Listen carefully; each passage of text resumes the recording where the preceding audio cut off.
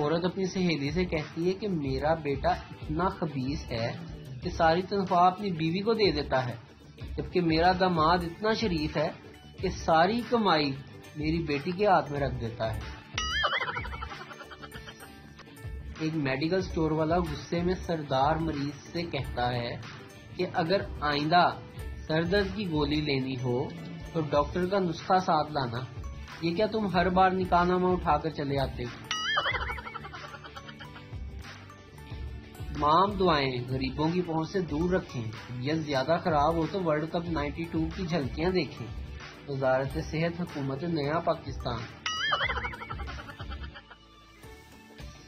رات 2 بجے بیگم کے موبائل پر لائٹ جلی تو شوہر نے دیکھا اور بیگم کو تھپڑ مار کر بولا، یہ تم کو رات کے 2 بجے کس الو کے پٹھے نے بیوٹیفل لکھ کر بھیجا ہے؟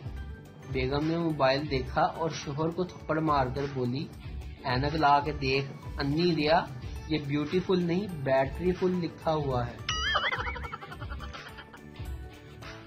ایک عورت کا شوہر گم ہو گیا، وہ اپنی پڑوسن کے ساتھ تھانے میں رپورٹ درج کروانے گئی۔ دریافت کرنے پر اس نے شوہر کا حلیہ کچھ یوں بتایا، گورا رنگ، لمبا قد، ہینڈسم، عمر 25 سال۔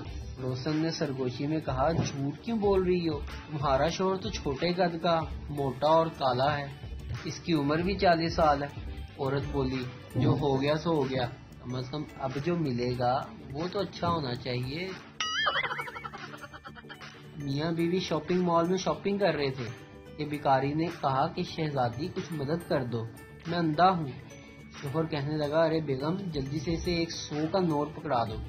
بیوی، بھلا وہ کیوں؟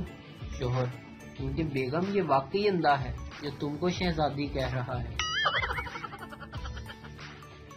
ویڈیو دیکھنے کا شکریہ۔ لائک کیجیے ہمارا پیج NTV اردو، اور ویڈیو پسند آئے تو ضرور شیئر کیجیے۔ Thank you.